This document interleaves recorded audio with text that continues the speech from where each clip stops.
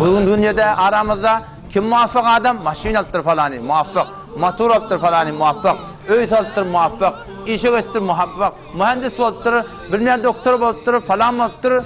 Dünyanın makamını, o dünyanın muğiyetlerini, o dünyanın bir zut kadar fani dünyanın muğiyetay, içtimai, ferdiyetini, şuun kun insaniyet, o müteassifane, biz Müslümançılıkta da şuun kun, şidat beterine mudar bolugli, ki şol adami muvaffak adam tanır diye.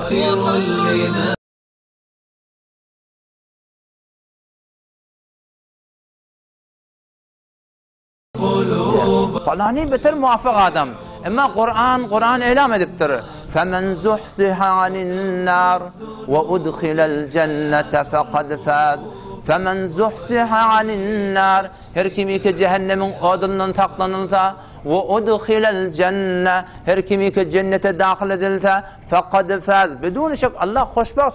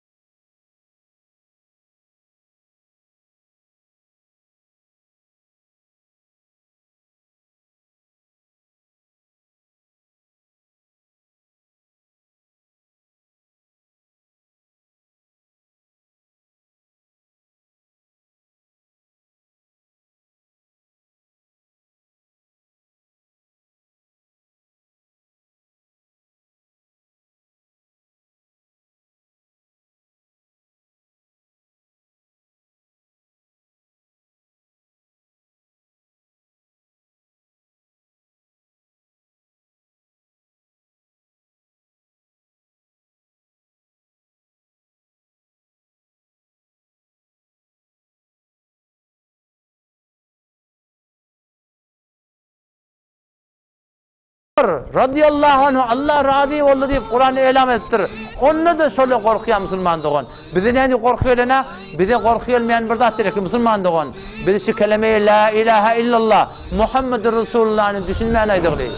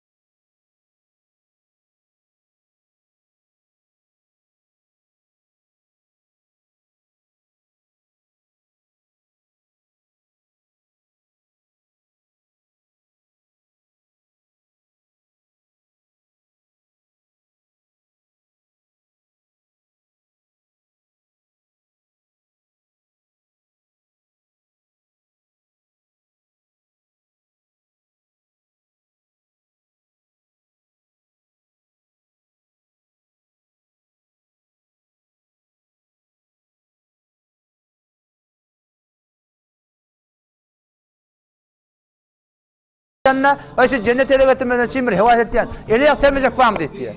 O sahabeler nahnul muşammirun lil cennet. Bir de Eliya'mı sevmeyen teyyar ya Resulullah. Peygamber sana etti diye fe innel cennete la hatara laha. Cennet şeyli bir makam. Hiç öte fena pezir dedik diye. Hiye ve rabbil Kabe. Kabe'nin hudayına kasam. Şu cennet diyeler nurun yetela'le. Hem yer nurani diye. Ve reyhanetun tehtez. Hoşbu güller her yerde ak gül, kızıl gül, sarı gül. Forum güller ve nehrun muttez akar tuğlar akıp bariye.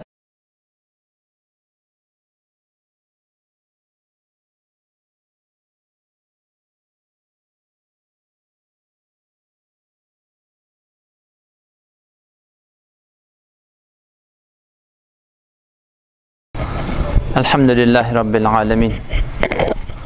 Ve salatu ve selamu ala seyyidina seyyidil enbiyayı vel mursalin. Ve ala alihi ve sahbihi ecma'in. Muhterem Müslüman oğlum, Allah Teala oturuşumuzu kabul etsin. O zahiri ahiret aylandırsın. Helen cihan bar yok, bolup duruşu bilen, gelmekliği bilen, gitmekliği bilen, O günün doğmaklığı bilen, batmaklığı bilen, o günnidin udalmaklığı bilen, o günnidin gıyt kalmaklığı bilen, o giyeceğin udalmaklığı, giyeceğinin gıyt kalmaklığı, o günün nur verip durmaklığı, o ayın taban olup nur vermekliği, o 7 kat asman şufarım üstüne 7 kat asmanı bir de havar getir, onu gidip sanak gelen hem yok. O 7 kat yer ayağın aşağına münem bir sanak gelen yok. Alem cihan Müslüman doğunum hemmeti bir Allah'ın kudreti. Allah şu zati ki meni seni yoktan bar ediptir. Avval biz yokmuştuk, hiç hayatımız yokmuştuk. Avval bizden geçerler, avval ne kadar adamlar varmıştık. Onlar şu zamanda yok. O şu zamanda biz var, gelecekte biz bolacak değil. O gelecekte başka adamlar alem cihana gelecekler. Onlardan sonra başka adamlar gelecekler, gidip gelip duran devran bey. Allah Teala meni seni şu dünya belli bir maksat direkti verdir. Allah özünü marifet ya Kur'an'la. O insanın şu dünyada neme maksat veren iverlerini açıklap Allah Teala aydıptır. Allahu la ilahe illahu. Allah şol zati ki şondan başa layık ibadet, layık itaat yok. El-Hay Allah ol zati ki diri. El-Qayyum alem cihani tedbir edip saklap duran şol. La ta'khuduhu sineh Allah'a emrik meklik yok. Emriktir yan şol. Ve la nevm Allah'a uklamaklık yok. Uklatiyan şol yani. Lehu ma fis semavat asmanlar ne kadar zatlar var Allah biliyor ne kadar ulukan. Defede ne kadar ulukan asmanlar var. Hemmeti fakat Allah'ın ki. Ve ma fil ard yerin yüzünde tamam bağ baksa yer yurt. Ne kadar mesahati ki yerin yüzünde var bilen fakat Allah'ın ki. Bu kun men yiyim, men yurdum, men maşinim, men motorum yok. Bilen fakat amanat veriptir. Kimin ki maliki yevmiddinin ki kıyamet günün eyeti mana sana şidatları belli bir vata çelli Müslüman doğan amanat veriptir. وَمَا تُقَدِّمُوا لِأَنْفُسِكُمْ مِنْ خَيْرٍ تَجِدُوهُ عِنْدَ اللّٰهِ Allah ediptir ki biz şu tamam mal sermayeni umrunu di. O sermaye kullu vücudunu di. Allah biz amanet edip verdik diye. Yöne siz için ne mi kalır deyiptir. وَمَا تُقَدِّمُوا لِأَنْفُسِكُمْ مِنْ خَيْرٍ Olda di ki siz özünüzün için övünden iber yartığınız hayırdan, sevaptan, hasenattan teciduhu indallah. Şu bir misal, bir mekan Allah'ın yanında siz şunu tafartınız deyiptir. Pes insan övünden ne mi verse şun ki? Kalan ne men ki, men oğlunu şun ki? Onun böyle şekler Müslüman doğun. Allah beni seni şu dünyada yaradıptır. Gözde görünmeyen Allah tamam kudreti görünüptür Müslüman doğun. Allah o zati ki gözde görünmeye. Öyle ediptir. La tudrikul absar. Gözler Allah'ı görebilmeye diye. Ve huve yudrikul absar. Emma şol zat-ı mukaddes Allah men gözleri görüyen. O göze durtun ya'lemu khainetel a'yun. Gözlüğün men hıyanatını görüyen. Ve huve alimun bidati sudur. Yürekte neme niyet var, neme maksat var, neme niyet, neme hedef var. Allah men himmetinde Müslüman doğanım haber deyiptir. Şol Allah meni seni şu dünya bir maksat direkli yaradıglı. Ellezî halakal mevt vel hayat liyebluvekum eyyukum ahsenu amela. Allah şu ölmeklik, dirilmeklik koyuptur. Sen görüyorsun ha? Her günde günahsa çağırılıptı. Matum Şahir rahmetullahi etti da bu dünya diyenin bir kalmagaldır diye.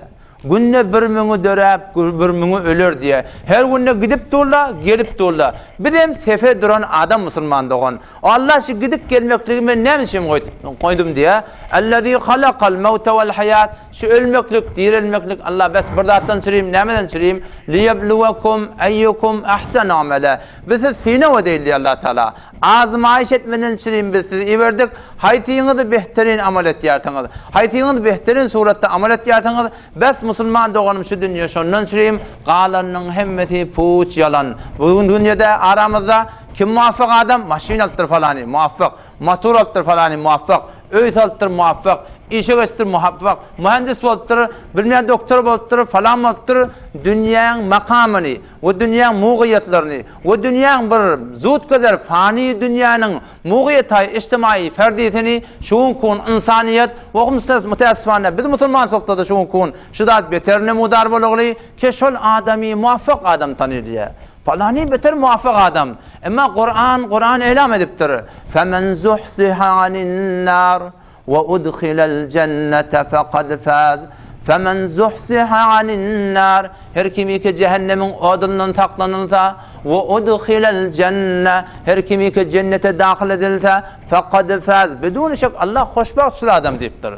Bu dünyanın mal metaatı ne manna ve mel hayatud dunya illa meta'ul gurur dünyanın tamam mal metaatı var yoksa duruşuna dünya değil yaşın Allah bir Allah turunda atdı diye men oyum men yurdum men maşinim tapsan da dünyada mülk İskender Qarunun malı hem bolsa müyesser ahir bolursun yerge barabar gevningden menmellik tatayjal men malım yalan uruna Süleyman'dan artık bolsa şevketin lerzane getirse günah hayvatın göğsün üstü orsan gürdü Rostam'ın ajalın cellati qakança bolmar musulman doğan alana kim alıp gidecekler bizi ağaç ata mindirseler talazan aytiye ağaç ata mindirseler gelmez yola gönderseler qarınqı qabra inderseler neçek geçer halın senin diye gurrun evde var musulman doğan emma alem cahanna iki tane tefekkür var iki tane tefekkür şun hakkında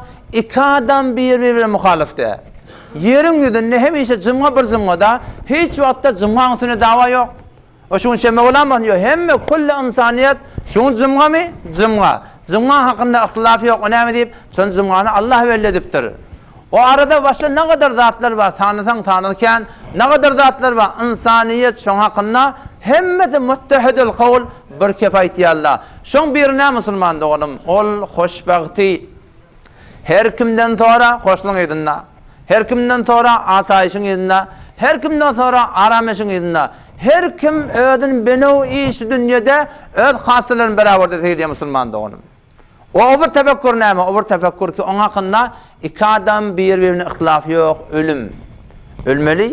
ölmeli her kim şu ölmeliğine aytiye ölüme hiç kimin şeki yok Müslüman kesetler setlanan ya o Yahudiler hem ölmeyen ya o Mesihliler hem Allah ölmeyen ya Allah Botperestane Çinli ölmeyen ya Allah Botperestane Hindistan'da ölmeyen ya Allah o materyalistler iken nauzubillah Allah'ı köre belli hem yerde kudretin kök edipti bir mesal zatın kudreti hem yerde görünüpti şu Allah yok deyip dururlar hem ölmeyen ya Müslüman doğan ölüme hiç kimin şeki yok ama bir zatın hakkında hemişe adamların arasında şek boluptur şek neme hakkında ölümden sonra yamaşadan zindagi yamaşadan ölmeli göre girmeli o tadı bedenler pucuyacak dargacak hem mesela çelem çaş olacak evet Hanefi mezhebinin ölme fıkhında da 25 yıl 30 yıl sonra bir kabristan motturuşta da kullen 25-30 yıl hiç adam gömülmeptir bana. Şudur şunu yatı sonra fıkhi taiden ecade üstüne yıkılan çok da çok edamali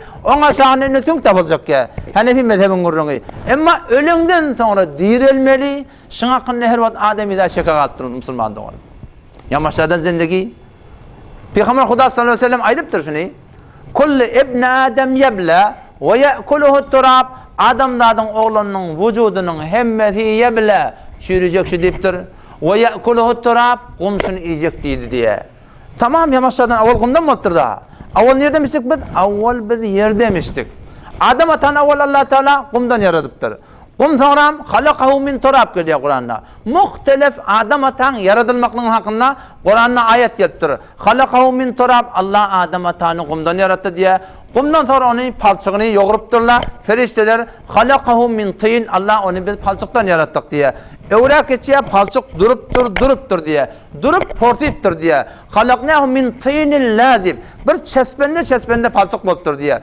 ondan sonra yine duruptur ondan sonra halakal insane min salsalin kel fakhar qur diye qur palçık sofal manen çöpürmol diye insan sonra adam atan palçığı sonra Allah Teala şundan yaratıptır merhele adam atan vücudunun gumunun vücudu fark etçiyalak musulman doğan meni senem Allah Teala merhele vücuda getiriptir avval biz yer demiştik avval biz yer demiştik Awul biz qavunlamıştık.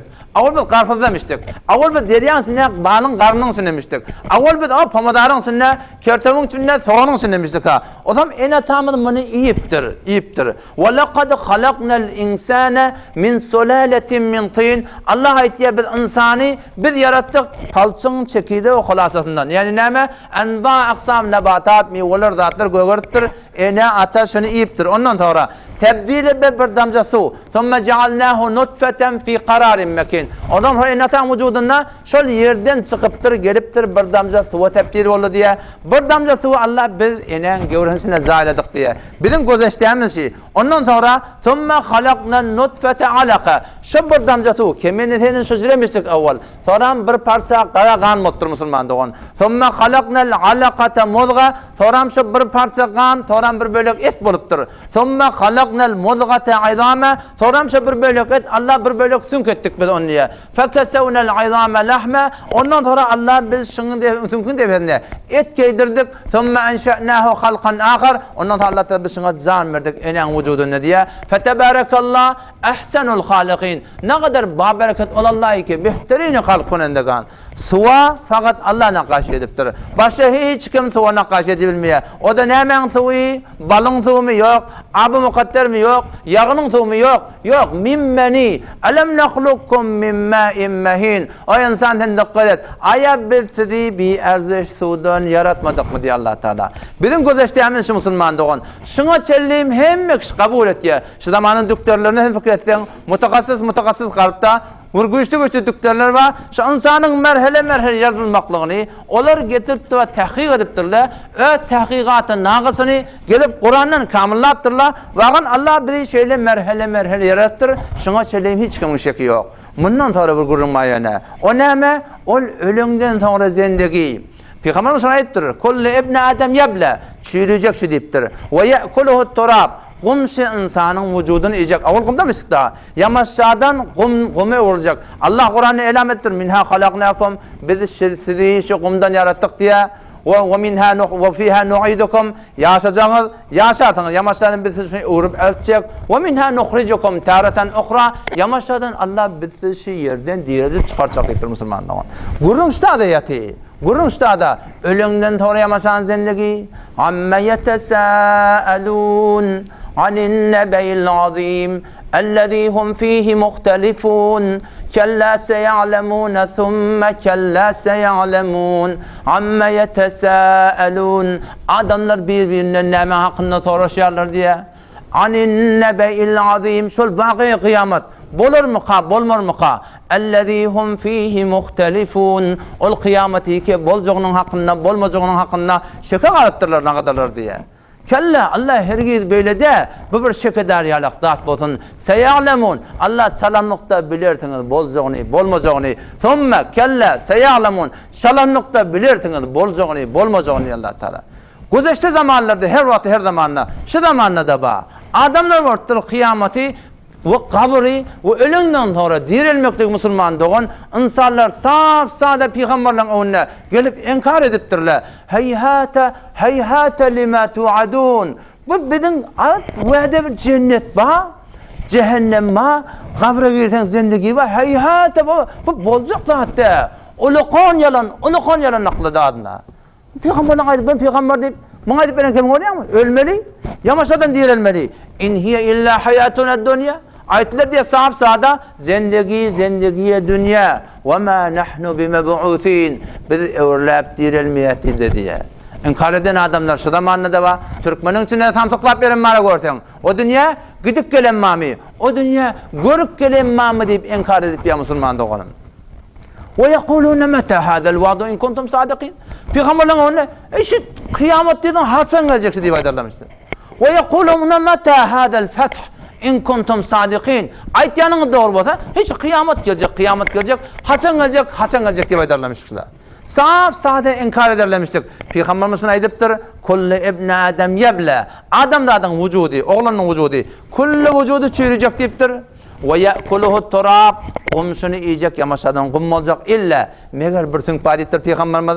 Şol çürüyecek geldi diye. O näme? Acibü zeneb. Qorun tünkü deyip diye. Taqriban bilen urgan son kısım kuvveliye. Şol hiç vakti çürümedi diye Peygamberimiz. Minha khuliq ve fihi yurakkab. Şondan yamaçlardan adam da at becerecek diye Peygamberimiz. Allah Teala bizi birden sudan yarattır. O yamaçlardan bizim şu sünkümüz yerde yatacak. Cabe siyah insan be zabanı emruzi. Onu Arap danışmanlar, Müslümanlar, imanlar ba, imanın üstüne de Peygamberin aydan tahkik edip, o zaman filmler dari ediptirler. Bariyallah kabirlerga diyallah. Kadim kabirlerga diyallah. Atçallah kabri hissat yok. Adam kullen sünk hissat yok. Ham elek ba. Yankın kumunu elege koyarlar. Eleyerle kenarrakta. Zat tablanak. Koyarlar, yeni eleyerle. Koyarlar, yeni eleyerle. Birden sünk çağa sıkıyorsun yazacak. Badam ho diyallah bir kap karadat. Allah meni seni yamaçlardan şondan diretecek Müslüman doğum. Ama şun her vakit inkar ettiği adamlar vardır. Ve Allah Teala'nın öğri göde görünmeyen Allah ödünü anlandırmanın için yaradıptır. Kök ediptir, kudretini ediptir, ödün ma'rifi ediptir. Allahullezî, Allah şol zat deyiptir. Yursilur riyah, yelleri ötürüye. Fetusiru sehâbe, bulutları göğe kaldırıya. Şuna Allah diyerler. Feyebsutuhu fissemâi keyfe yeşâ. Bulutları asmanına porum şekil veriyene Allah diyerler. Ve yec'aluhu kisefe, bulutları üstüne koyuyor. Üstüne tam tıkılet ya, uçacağım uçup parayakın Pakistan'dan geliyor. O defede başka bir alemme ulukon dağ var, buluttan dağ var. Allah üstüne de koyuptur. Fetaral vadqa yakhrucu min khilali. Sen görüyorsun arının yağın yağdırıyana Allah diyerler. Afaraitumul ma'allezî teşrebûn. Allah içen toğunu görüyorsunuz mu diye. Antum anzeltumuhu minel muzn. Şunu buluttan siz indiriyorsunuz mu? Em nahnul munzilun. Allah biz indiriyoruz mu diye. Allahullezî, Allah ol zati ki ceale lekumul leyl. Şu geceni getirene Allah diyerler. Liteskunu fihi. Tarzısından aramış hasıdır yalak. Gecen uykudu eğer fevt boza. Günni senin bir uyklağıdın. Hiç vakti gecen yerini tutunak Müslüman doğun. Ve nehâre mubsira. Günni de hem yaktedin Müslüman doğunmuş ol Allah. Allah alem cehanne kudretini kök edipti. Onu görmeyen Allah'a iman getirtir elhamdülillah. Şun hemmede adımız şun eline. Kulli vücudumuz şun eline. Kulli nizamesi şun zat-ı mukaddesinin eline. İnni şol görmeyen kıyameti de Allah iman getirmeli. Kur'an'ın başının ölçüsü de Alif Lam Mim Zalikel kitabu la raybe fîh Huden lil muttaqin. Şibir kitabı dittir Allah Kur'an'a. La raybe fîh. Küçüktirin şek yok şundan. Huden lil muttaqin. Kur'an Allah'tan korkuyanlara hidayet naması. Allah'tan korkuyanlar kim? Avval kişi. Ellezîne yu'minûne bil gayb. O adamları ki görünmeyen yetandatları ananıyarlar. Görünmeyen yetandatlar. Görün şoğutunu. Alem cehanesi görünmeyendir onu Allah aylaptı. Yulicul leyle fin nehar. Geceni günnide Allah talya. Ve yulicul nehare fil leyl. Günnide gece Allah talya. Yuhricul hayye minel meyyiti. Ölüp yatan deneden, ölüp yatan yumurtkadan ve ölüp yatan nutfeden Allah dirini men çıkaryan iptir. Ve muhricul meyyiti minel hay. Ölüğünü Allah dirden men çıkaryan. Yumurtka ölü, tavuk diri, insan diri, nutfeti ölü. Kavun arfız bağdırda. O tağatıp var yapı hakim başında. Yerin başında diri, içindeki deneler ölü. Şol Allah falikul isbah dağıtır yana. Allah diyer diye. Ve cealel leyle sekana ve şemse vel kamera husbana. Ay günü belli bir nizamın aylaptır ona. Allah diyerler. Şol Allah Müslüman doğun. Şol görünmeyen kıyamata imana çağırıyor. Ne yapar imana çağırıyor? Allah aklını işet diye. Kıyameti fakat bir sadem gidip görüp geliptir. Cennet, cehennemi. Bizim Peygamberimiz Muhammed Mustafa sallallahu aleyhi ve sellem gidiptir, görüptir, geliptir. Allah taraftan kitap getiriptir. O Allah taraftan Peygamber olup bize aça şuurun aydıptır. Şol görmeyen kıyamata Allah anandırıyor Kur'an'da Müslüman doğun. Yani beşerti ki Hasan Kur'an tefekkürünü okuyor da şu umurda olan acayip bir gururun aytti. Acayip bir zaman mı oluyor? Yahudi ile Tevrat okuyanak diye. Mesih ile İncil okuyanak diye. Müslüman da Kur'an okuyanak şu diye. Zebur ki kullan qalıqlı. Kur'an, kitab-ı hidayet. Ger tuhahi Müslüman zisten, nis mümkün cüz bu Kur'an zisten. Az telabet ber tu hak daret kitab. Tu hemi kami kezumi khahi biya. Şu Kur'an ehl-i sünnet ve cemaat ne kadar tercüme-i Farsi var. Müslüman da onun için okuymalı, tefekkür verin okuymalı. İmanı inqilabi olsun. Kur'an Allah 4 yıl dedi ulamalardan işittim. 4 yıl dedi Kur'an'ı efela taqilun. Siz akıl etmeyen diyor Allah Teala. Afela tubsirun, siz görmüyorsunuz mu diye. Afela tetefekkerun, siz fikretmiyorsunuz. Ne mi hakkında? Kıyameti iman getirecek otan. Allah seni oylan niye? Ne mi oylanmalı? Ve min ayatihi enneke teral arda khashi'a فإذا أنزلنا عليها الماء اهتزت وربت إن الذي أحياها لمحيي الموتى إنه على كل شيء قدير ومن آياته الله نبر نشاني تبر دليلي كوكتشك ولي الله تعالى ورمنا آدم ورق ومن آياته الله نبر نشاني تي إنسان أولاب ديرتشك لنا أنك ترى الأرض خاشعة تنقل يارتن يرقوري تشلم تشاشول بيتي دي إنها لكن أودا أورق كده İnşallah tağaman oraq qarfa buğday doğrup alarlar. Ondan sonra samanını yığınarlar, näme galar, yer galar, tımış galar, qop qorip bati, penşaq vurarlar, dikit vurarlar, adar vurarlar. Ağım dönüm çelem çaşort batini. Ölüp yatan yer, hayat yok. Etekte deneler bayana. Bir ay yağmaya, hissat göğrenak. 2 ay yağmaya, göğermeye. 3 ay yağmaya, 4 ay yağmaya, yağmata göğermeye. Allah fe izâ enzelnâ aleyhel mâ. Allah ayetiye ne oldu diye. Her vakti kebir defeden su indiriyat. İhtezzet ve rabet. Kıymıllıya, göğe çişe. Nemma? Aşağıdan burada diler diye. İnnellezî ahyâhâ lemuhyil mevtâ. Bişek şol Allah'ı kişi ölüp beten yer diriltti. Şol hetmin ölürde diriltecek deyiptir. Fendur ila athâri rahmetillah. Yağından sonra Allah'ın nazar rahmetin vezze. Keyfe yuhyil arda ba'de mevtiha. Ne yaparım Allah şu ölüp beten yer. Ne yaparım şu Allah şu ölün yeri diriltiye diye. Ne yaparım diriltiye? Yannak ne yaparım diriltiye? Karagan ne yaparım diriltiye? Sayrı hayatında var ha. Hey ölüye direliye.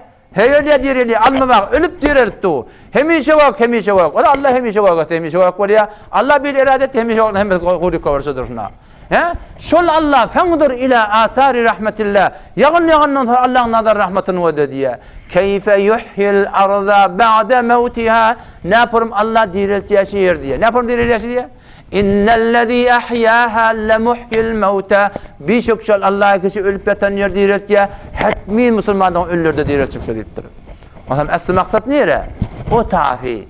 Bu dünya neme? Bu dünya yüzüne gülümdür. Cefatı köp olup ahir zulümdür. Her neçe yaşasan ahir ölümdür. Amanatsan tene mihmandır. Yüzüne gülüm da oğlan kan, oğlan olsana oğlan geliyor. Oğlan sana ölecek diyen. Öyleden sonra öce atacak diyen. Onu oğlu erecek diyen, kız çıkaracak diyen bariyardın takkala akirittir, yaşettir, 40'a ölümün alameti geliyen niye Müslüman doğun. Aslı maksat o tafi.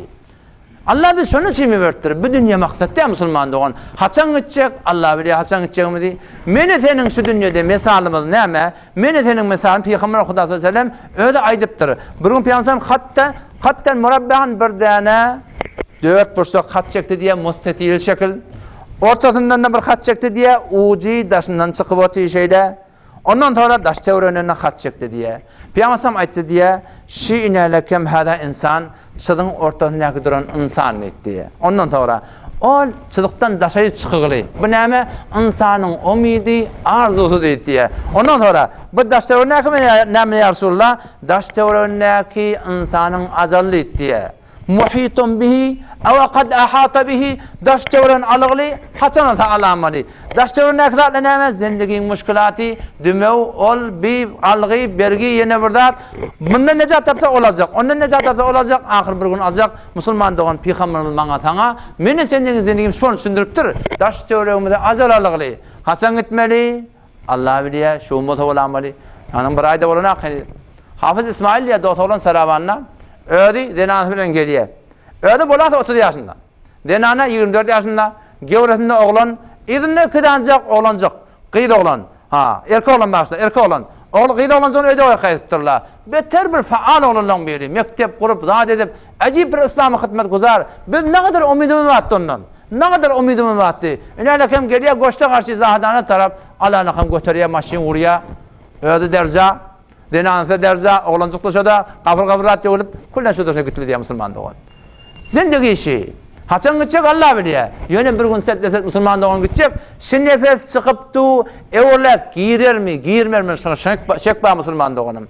O nefesin girenine, evlek çıkar mı ya, çıkmar mı? Şuna şek ba. Emma ölümden tüyen dirilmeklige bir zerre şek yok Müslüman doğanım. Allah şu dünyanı, o dünyanın abad etmesini ibertirler. Ölüm başa gelecek. Hekmin gelecek aş. Öyle şu mümkün bizim aramızda ölüme kullen yattan çıkıyor. Ölüme fikredilen abi. Ölümden gurrun yok. Hemmelattan gurrun ma ölmeli. Aslında güya ki nauzu billah Müslüman şu mümkün. Şu dünyadan şeyim yaradılan yalaklığı. Halin ki böyle de Müslüman. Ölmeli ha biz. Sından gitmeli ha.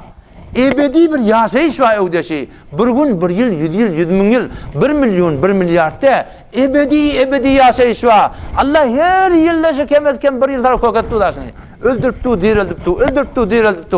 Tansallar yaqin ettin şol kıyamete Müslüman doğan. O can bir gün karkara gelecek. Ben bir gün bir familyanın birini gördüm. Ben takriben 11 yaşındaki oğlan. Hatsa belleyedim o. Şoğun 16 tane terse vurdu. Narvağın aşağına oturup 16 tane terse. Odam bir tane kuşağı da elimde. Yankı familyanın birini felet yatı el ayağı. Doğru ortasından felet yardıma düştü. Ne açıl mı ona? 20-30 bin onun gurruna. Ben bir yumurka oğlan var. Geldim, eyvana geldim. Felet yatı ben biliyorum kıyımlap bilen ağa. Şu bir döne hey vay deyip bir kıyırtaş. Güyon alıp gitti ayak. Yerden güyon alıp gitti. Tapma yıkıldı bir kaptala. Ben yumurka oğlan hay Ezrail Aleyhisselam gördü o dedim ben. Beni ana oğlan çok kişi çağa hem de iştiler. Ahunağına getirdiler. İni bir kaptalı gödebeti, kıbla tarafı gödebeti. O ahunağı dedi, gelece dedi, denazeye unnatıyor ne? Gelece dedi, seni gödeyem neymiş dedi. Seni gödeyem neymiş? Sen böyle kessin dedi. Böyle kesik dedi gelece. Gelece bile iş yok. Gelece dağıt, hemme dağıt, yahtan çıkılı. Başka bir alem on gözü nasıldır Müslüman doğan. Kella idâ belagatit terâqi ve qîle men râq ve danne ennehu'l firâq والتفت الساق بالساق إلى ربك يومئذ المساق فلا صدق ولا صلى ولكن كذب وتولى كلا الله hergit böyle der bizendeki bihude olsun ya İza belagatit teraqi ol vakti ki can qarqara geldi Müslüman doğan gelecek aşo hemmecinin başına gelecek şey İza belagatit teraqi ol vakti ki can qarqara geldi وَقِيلَ مَنْ رَاقٍ Ferişteler iyi niye diye şunlar. Bu dünyadan kullen göz açıklı. Bu dünyadan kullen tamam oturuyor ne? وَقِيلَ مَنْ رَاقٍ Ferişteler geldi. Rahmet ferişteler geldi. Azap ferişteler geldi. Kime gitmelisin? Kime gitmelisin diye. وَظَنَّ أَنَّهُ الْفِرَاقِ Adam şölgün yaqin edecek. Gitmeli. Oğlan galli, denan galli, yer galli, yurt galli, maşin galli, alı galli, beri galli, hemmeti galli. وَالْتَفَّتِ السَّاقُ بِالسَّاقِ İni can çıkmanı durdu diye. Can ayak uçtan çıkıkayt diye. Şeyde geliyor. وَالْتَفَّتِ السَّاقُ بِالسَّاقِ Allah ulu vatike baldır yapısı, ulukon dem çekiyor. Ayaklarını yarıyor. Baldır birbirine dolunuyor. Can çıkık geliyor. Baldırın onu yıkılıyor. Tamam, baldırın nizan kalmadı Müslüman doğan. Göğrek geliyor, dide geliyor. Ondan göğe geliyor kursağa, haşlap, göz diküyle atmana, gözünü açık galiye ülk kalan adam. Ne hemen geliyor? Şöyle ruhunu alıp barıyalım Müslüman doğan. On sonra gözünü yemmali.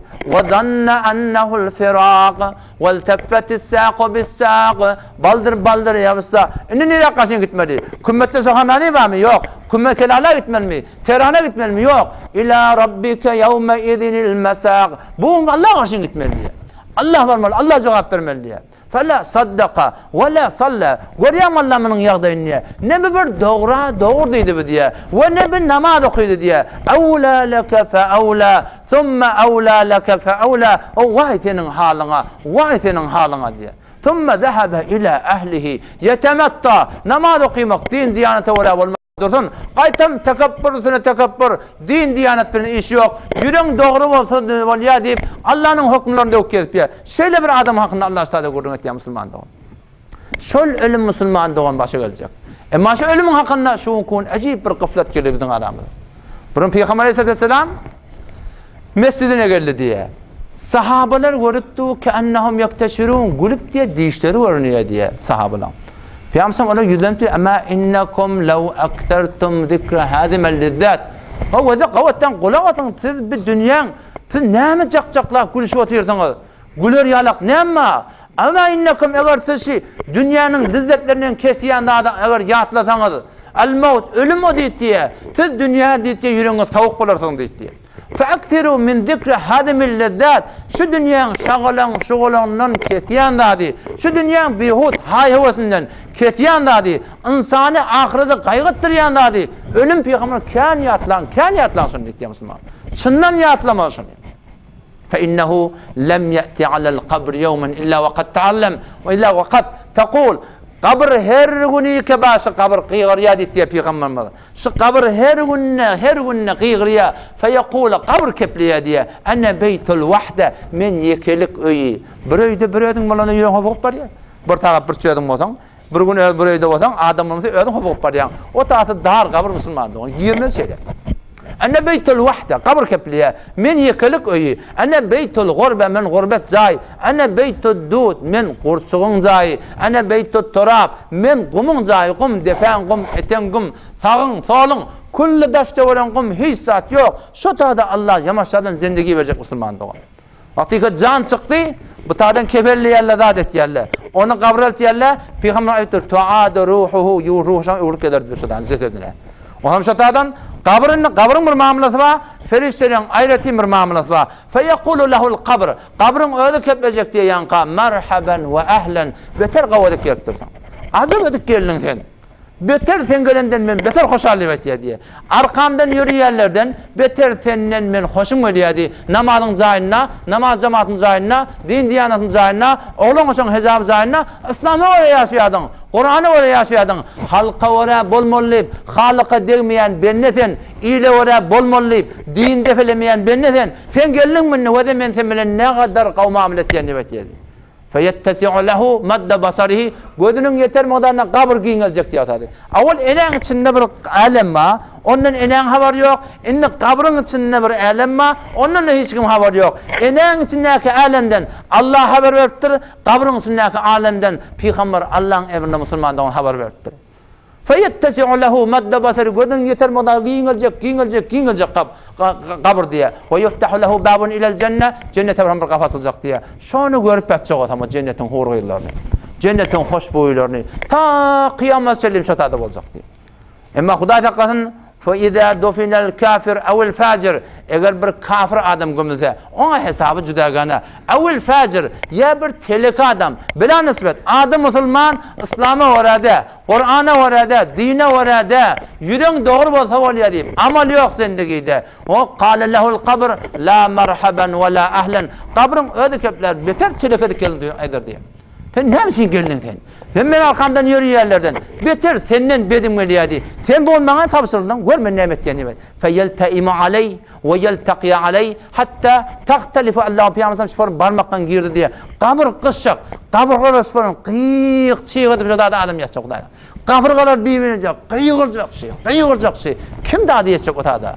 Ve yukayyidullahu lehu 70 tinninen 70 tane ajdarhan Allah şöyle adamı musallat edecek diye. Şöyle adamı musallat edecek Allah Teala. Feyenheşnehu ve yahtişnehu hatta yufda ilel hisab. Şu kıyamete çellim şu tada olacak diyor. Tutacaklar, dişecekler. Lev enne vahiden minha nefeha fil ard. Eğer şu kabirdeki yatan ajdar halan bir yeri. Fakat demin şu dünya talatını diyor Peygamberimiz. Ma enbetet ma bakiyetid dünya. Ta dünya olar fisat görmedi diye. Şu yılanlar çakacak yöne belki yılan ne? O da o dünyanın kıyamet dünyaları. Peygamberimiz aydıptır. Bu kun Müslümana şeytan Allah'ı. Müslüman sen. Abi Müslüman ahim bize. Güya ki kafirin kıyalak fakat cehennem diyorları. Cehennem 7 tabağa diye. Cennetin 8 kapısı var. Leha 7 abwab. Cehennemin 7 tane kapısı var diye. Peygamberimiz ayettir fakat namazın hakkında. Fakat bir adam namaz cemaatine kavuşaklık etsin. 15 form azap var deyiptir şuna. 15 form azap. 5'i şu dünyada. 3'ü ölecek vaktinde, 3'ü de kabirda, 3'ü de kabirden turandan sonra o bir de has başka bir hadise veriyor. 5'i yüzüne kav adamdan nuru olacak ya diye. Malınne bereket olacak ya, sadakada kabul olacak ya, duada kabul olacak ya. Başka adamın hakkında dua et ya, birbirinin hakkında dua et ya Allah mağfirlıydı. Doğa ettiyen abi namazın hakkında, namaz cemaate gelmeyen adam hakkında başka adamdan doğada kabul olacak diye. Ondan sonra ölecek vaktinde ağır baş zelil olup ölür, ağır baş diye acığı ölür, ağır baş tutar ölür. Peygamberimiz aydıptır, şıpırım tutar, alem cahanın deryanın tuğrisi de kanmar diye. İçimizdeki yara, kancak değil yani. Kabra girdi mi, kabr katı tuğratından kıtar diye. Fakat namaz cemaate gelmeyenin gurrunu. Kabr katı tuğratından kıtar diye. Ondan sonra kabrına ot yakılır, bir aylık yılan, bu başka bir hadiste. Bir aylık yol olacak, bir yılan mı başla? Bir günlük yol diye, alokallığı. Bir tane şu yılan musallat eder, odam şu yılan aydır diye. Men keçel yılan nevedir diye. Keçel yılan nedir ne ama? Yılanın da her güçlü olan na kelleti keçel oluyor diye. Odam ben kıynatacak diye. Meni Allah sana musallat etti. Erti namaz okuman gününü defa gününü okurdun. Ta gününü okuyansa çakmalan. Öğleden iki neçeden çakmalan. İkindiden ta akşamdan ta yatsı. Yatsıdan ta yamasan dağıt yança. Söz çak duracak ta kıyamet edildi. Kıyamet olacak. Ondan sonra Allah katı kahrı kadaptı diye şu adamdan. Musulmanın gurrunu katı kahrı kadaptı diye. Hesap kitap beter kat suratına doğruca cehenneme karşı yollanacak. Ve hum yetesâelûne anil mücrimin. Ehli cennet cehennemilerden erti kıyametin soracaklar. Mâ selekekum fî sakar. Neresi cehennemi yollanır? Avval kayyan kepşi. Kâlû lem nekum minel musallin. Namaz okuymayadık. Namaz okuymayamıştık bende. Adı Müslüman. Namaz okuymayadık diye Müslümanlık. Otam şu taatın kaygı etmeli. Otam şu taada kabirde bolacak adam. Ta kıyamete çelim şeyle olacak. Yatacak adam. Öd aleminde. Ruh alemi berzakta oluyor. Kabir cesette oluyor. Arada irtibat var. Ulemalar düşünecek bir misal veriptirler. Güya ki gün asmanına da nuri yere geliyor. Günün öyle yere geliyor naga. Ol ruh da alemi berzakta olacak. Ruh cesette yankı. Kabirde arada irtibat var. Ne mi bolsa belli, ne mi bolsa. İşte aynen şu melekes oluyor diye. İkisi güya ki bir kavu diş vurursun ha. Cesedin üstada ruhun aylanmana gittiye şu suratına ta kıyamata çelliyim şu suratına bolacak kavluk bolacak telekölik bolacak sonra kıyamet bolacak diye Müslüman doğan. Kıyamet diğerlerinin Allah korkuduptur. Kıyamet haçan olacak Peygamberimiz aydıptır. İki tane kıyamet badiptir. Bir kıyamete ferdi, bir kıyamete içtimai. Kıyamete ferdi neme? Ölün kıyamet bollu vesselam. Kıyametin başladığı dedi Peygamberimiz. Men mate fekad kâmet kıyametuhu. Ölün mü? Peygamberimiz aytıyor. Sen kıyametin önünü başladı diye. Bir kıyamet olacak. Alem cahan dargacak. Yer yurt dargacak. Hem de çaşık. Asman yarılacak. Allah şun Kur'an'ı açıklap aydıptır. Kıyamet gelmeden önce, kıyamet gelmeyeke bir yer gelecek diye adam. Yerin yüzündeki kava adamlara şu yer gelip diyecek, şu koltuğunun aşağından bir yarayalak burada çıkıp, şöyle tamam kava adamlar ölecek diye. Ondan sonra hatta Peygamberimiz şunu aydıptır. Eğer bir gâra girseniz ki hava adamın vedahır giryen çıkan yerde şu tağda şu barıp imanlı adamlar şu yel degip yamaşadan şu imanını burada dörek şular kullüden dünyadan çıkacaklar. Dünyada bir imanlı adam kalacak ki tamam yerin yüzü kullen fesat tamam kafir o fasık o facir öyle Peygamberimiz deyiptir. Dünyanın içine beter çıksa çabuk deyiptir. Heyvallan kıyalak, kahişat-ı nefsanihin beraber içinim. Beter dayav, beter ökte, beter çıksa çalak diye. Şolun defetine Allah kıyameti vakı edecek diye. Ya eyyuhan nasu ittaqu rabbakum inne zelzeletes saati şey'un azim. Ey insanlar öz Rabbinizden korkun.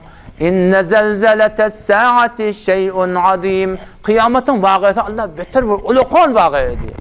يَوْمَ تَرَوْنَهَا تَذْهَلُ كُلُّ مُرْضِعَةٍ عَمَّا أَرْضَعَتْ İnni hemmedat öz zayinna, her kim öz işi bilen, margaları bilen, dükkanı bilen, yerli bilen, yurdu bilen, her kim öz işine meşgul, birdenle فَاِذَا النُّجُومُ طُمِسَتْ ol vakti ki yıldızlar binur edilse, وَاِذَا السَّمَاءُ فُرِجَتْ ol vakti ki asman yarılsa, وَاِذَا الْجِبَالُ نُصِفَتْ ol vakti ki yerki dağlar zerre zerre bolsa, ida zulziletil ardu zilzalaha, yer kullen katı suratına titirilecek diye. Fakat kümmet titirecek ya fakat Gülistan ne, ya fakat İran ne, ya fakat Asya'da kulli yer tandırıklap. İza zulziletil ardu zilzalaha ve akhracetil ardu athqalaha, yer öyle içine kadar zıngıp göçecek diye koyuyor. Hem de içine kadar zıngacak diye. والأرض وما تحاها yer ölsün وما تخلت yer öyle içine kadar göğe çıkacak zınk verecek diye. İza sema'un şakkat asman yarılacak ve idel ardı muddet yer kullen sap olacak ve idel cibalu nusifet dağlar göçecekler fekanet haba'en mentura aynı bir zerre yalak olup ve idel cibalu suyiret dağlar şurum akkayacak diye anırdan. Hem de çelen çarşı olur. Ve yevme temuru sema'u mevra fakat yer titrecekler deyiptir Allah. Asman hem titrecek deyiptir diye. Asman hem de çarşak yer yurtta hem de dargacak o da Müslümandı o. Sol gün yerin yüzünde hiç sat kalacak diye. Feriştelerin toram ölecek. İsrail Aleyhisselam ölecek. Cebrail Aleyhisselam yıkan hem de ölecek diye. Kim alacak? Yekşol bir Allah ki evvel yarattır. Fakat Allah alacak diye. Başka yerin günde hem de ölecek. Ahirin vücudu yekşolunca da canlanıyor. İsrail Aleyhisselam canlanıyor. Şöyle bir çığırıyor diye. Eğer şonda diri adamlar bu yerin yüzünde kulli nizamda diri rahat bolsa yürek gürlep yarlar şondan diye. Şöyle bir çığıracak ol hem ölecek. O zaman yamaçlardan Allah'ın emrine İsrafil Aleyhisselam dirilecek. Sur salacak yamaçlardan. Avukna etmek yadına çıkıptır. Evunca bir sur salınıyor. Yevme yunfeku fissur. Bir sur salınacak. Hem de çelem çarş dargacak. Yamaçlardan 40 yıllar tamam yerin yüzü şuparım yatacak diye. Ondan sonra yamaçlardan yevme yunfeku fissur. Yamaçlardan ikinci tüytük çalınacak. Şobur tüytüklüğüne ama bir gedek Allah'ın emrine hem de danabud edip koyverdi. İkinci sur çalınanına hem de yuvaş diret tutacak diye. Adamların kellesi gayrap kömüğülü, yüzü kıblak kalıgılı, yuvaş goyana çıkıp geliyor. Ve kedalike tuhrecun. Allah şu otup ölüp otlan dağıtlan dirilersiniz diye. Adamla goyana çıkıp geliyor. Her kim burnun ucunu diye adam. Burnum qaramıqa, yüdüm aqmıqa, hiç kim gözemiyor atada. Yevme yefirul mer'u min ahi, kıyametun ol bir günü ki doğandan aşak, ve ummihi ve abi, öd enetinden atasından aşak, ve sahibetihi ve beni, öd denanetinden oğlunu çocuğundan aşak. O ne mi diyeyim? لِكُلِّ امْرِئٍ مِّنْهُمْ يَوْمَئِذٍ شَأْنُ يُغْنِي. Her kim Müslüman'dan öd gayrısında olacaklar. Her kim öz gayrısında olacak. Hiç kime iş yok. Uyana çıkıp geliyor, yüzü ak mı karami, ak mı olsa, yevme tebyeddu vucuh ve tesveddu vucuh. Kıyamet gün, şol gün Allah, yüzleri ak olacak, oraya porum çehre var, bir konrak, bir yeni bir zat. Ama kıyamet gün iki renk olacak adamlar. Ya kapkara olacak kullar. İnne kennema qutiat minel leyli muzlima. Gecen kapkaranlıktasın, yüzüne koyuyor. Kapkaranlık olacak diyordu öyle. Bu kimin hakkında? Bu kafirlerin hakkında ve fasıkı ki bela nisbet. Adım ve Müslüman hepsi dünya İslam'a oraya yaşamaktadır. O da şolon cümlesinde. O bu ne kadar adamlar olacak? Yevme tebyedde yüzleri ak olacak diye. Ondan sonra asman yarılıp cennete karşı yol açılıp durur, göğe karşı. Etekten name-i amal feriştelerin verilmeyen duracak. Name-i amal tağılının verili cennetinin alameti. Name-i amal tağılının verili cehenneminin alameti. فَأَمَّا مَنْ اُوْتِيَ كِتَابَهُ بِيَمِينِ. İnne name-i amal tağılının verecek. Kıyıracak diye. فَأَمَّا مَنْ اُوْتِيَ كِتَابَهُ بِيَمِينِهِ. Emma ola demek ki onun name-i amal tağılının verecek. فَيَقُولُ Hay gelin. Umuqra'u kitabiye. Men namam okuyun. O bir mırkaza olan dükkan medresesinde karnamen bir salıp burada şagird evvel devam savunlarına ne kadar kıyır çığır kaytiye. O da şagird evvel devam savunlarında gözüye mahrurluğu falani cenneti kıyıracak diye. Umuqra'u kitabiye. Gelin benim namam okuyun. İnni zanantu enni mulaqin hisabiye. Benim yakinim vardı bir hesabı var, bir kitabı var. Cennet cehennem bir muamele var. Men şol zendegide şol günü kaygıdıp ben yaşadım diye açacak diye. Gelin benim namam okuyun diye açacak diye. فهو في عيشة الرادية. Bu radilik zendegide olacak. İyinden yanhatık olacak, Müslümanlar. وأما من أوتي كتابه بشماله. Ama ol adam ikon namı ama solunun merttir. Başka ayette geliyor. Ve femma men utiye kitabehu vera'a zahri. Nağa cehennem ile eli dağırlıyor. Namalarını eline verecek diye. Bu rivayette geliyor. Ferişteler de şundan kapkara yüzünden, yürenciliğinden göreti gelmeyeni namazından eline menaman alıp çok diye. فَيَقُولُ يَا لَيْتَنِي لَمْ اُوتَ كِتَابِيَ Ay der ey kaşke bana nama verilmedik bu hada. Ya leytaha kanetil qadiye. Ey kaşke şu dünyada ölüm dinim evlab dirilmedik bu ortamda. Ma agna anni maliye. Malım benden hiç def etmedi. Malım bana peyda vermedi. Esi hiyabanlık dükkan, bilmeyen perşiya, bilmeyen pejov, çartabağa sahtıman, bir iki tane ayal, oğlan uşak, yer yurt. Ma agna anni maliye. Malım bana peyda vermedi. Haleke anni sultan Benim baylığım adım, hem adım elimden getiriyor diye. Şöyle bir efsus, gam olup da iki deyin kucaklap Müslüman doğan. Adam şöyle oturacak. Ondan sonra evrak gidecekler. Hesap kitap başlanacak şu tada. Terediğin başına olacak. Yeke peygamberine yettir. Eyni kuducuk yalak. Çağırlar sana deyittir. Yeke. Falani oğlu falani. Gelsin. Hop. Alıqlardan mı da gelsin. Gıybet ediptir, töhmet ediptir, yalanlaptır, hakkını iptir. Hemme de yakan gelecek, şöyle bir yağda olacak Müslüman doğun.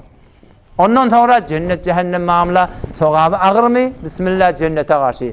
Soğabı günahı kem mi? Nerekem cehenneme karşı. Kafirler ki doğruca cehenneme karşı. Ol fasıqı atlar Müslüman ol. İnne ve de cehennem neciler Huday hakkatın.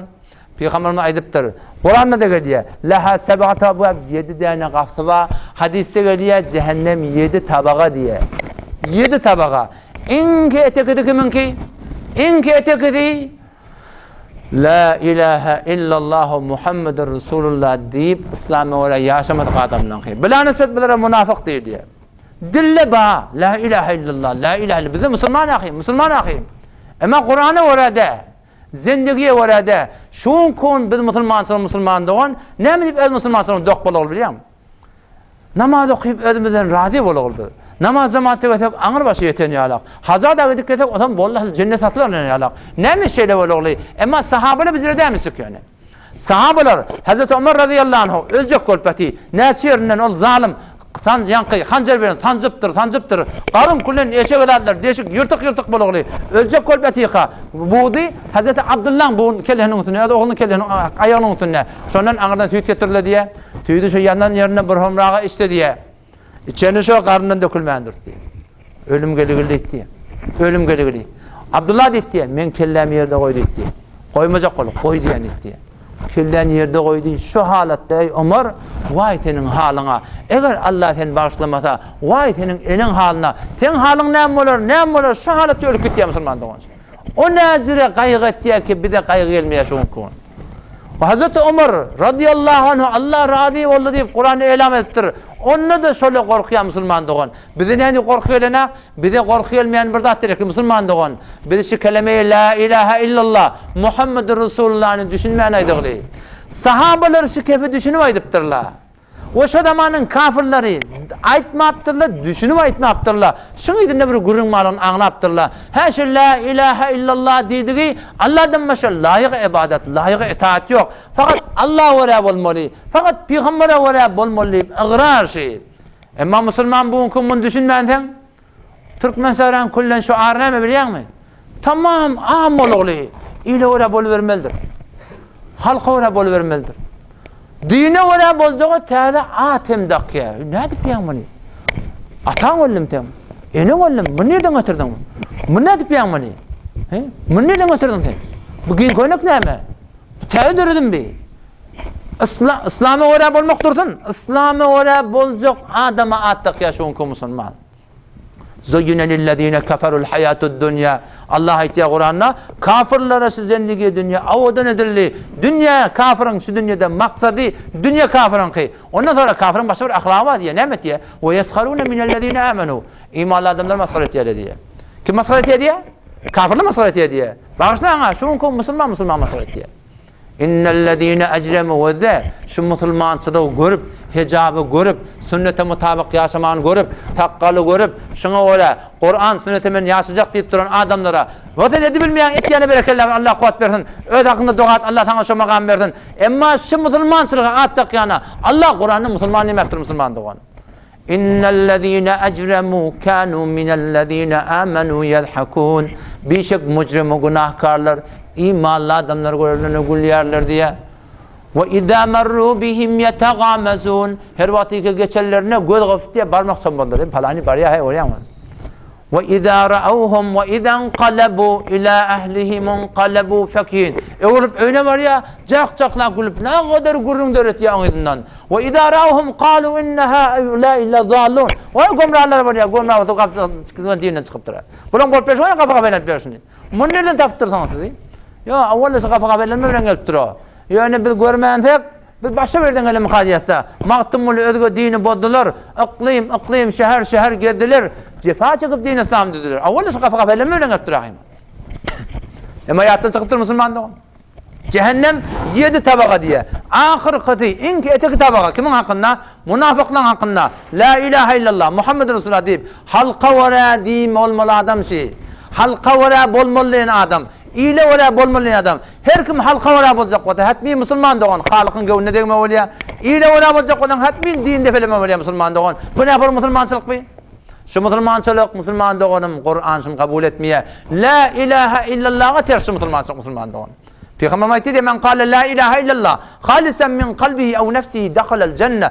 Her kim şu kelimeyi la ilahe illallah'ını ihlas ile ayetsa, yürekten ayetsa cennete girecek. Bir tarafta kıyla ve ma ihlasa ya Resulullah ihlasını ayetmeliydin. İhlasını yapmalıyamın. Men necre bilen ya Resulullah diye biri. Men sana ayetmekle ihlasım mı? Ne yaparım bilmem ben. Onu en tahtuze ve en meharimillah haramdan alqasın diye. Haramdan alqasın. Haram işleyen zaten alqasın. Haram gözleyen filmlerden alqasın. Haram kepleme, gıybet, töhmetten alıp kalması. Haram iğmaştan alıp kalması kelime. O ne mi diyeyim? Şöyle ayettirler. La ilahe illallah. La yok. Ne mi yok? Öyde çörek yok mu? Cübde pul yok mu? Bekte bizin yok mu? Ne mi yok? Dükkanı cinsi yok mu? Yok. Allah ilah yok diye. İlah kim onunla? İllallah. Allah'dan başka ilah yok. İlah diyenler ne mi? İlah diyenleri layık ibadet, layık itaat diye. Kur'an'da Allah'ın açıklama ettir. Eferayte ayetin gördün mü diye Allah kimi? Men ittehade bir adam tutunuptur diye. Ne mi tutunuptur? İlahehu heva. Öz hahişe nefsini ilah tutunuptur diye. Öz hay hevesini ilah tutunuptur diye. Yani la ilahe illallah olsa Allah oraya yaşamalı. La ilahe illallah hava havası olsa kime oraya yaşaya? Hava havasını oraya yaşayan adam Müslüman doğanım. Şu öz ilahın yüreğini ilah tutukluyor. O zaman şu taydan şu kelimeni yamaçlardan ihlasını ayetmeli Müslüman doğan. Ki la ilahe illallah Allah'dan başka layık ibadet, layık itaat yok. İnden kitabı cehennemin ki münafıklan diye. Böyle nisbet. Ondan sonra buna diyorlar haviye. Ondan sonra laza bir Yahudilen diye. Bundan sonra hotama bir Mesihilen ki. Bundan sonra sakar bir materyalistlen ki. Ondan sonra beşincisi buna sair diyorlar bir mecus. Ateşperestlen ki, ondan sonra cehennem, bu kafir müşriklen ki diye, ondan sonraki cehim, bu günahkar Müslümanlan ki diye. 6 tabaka bilkul çıkmak yok dedim. 6 tabaka bilkul çıkmak yok. Fakat şu yıkıcı tabaka şu çıkacak diye.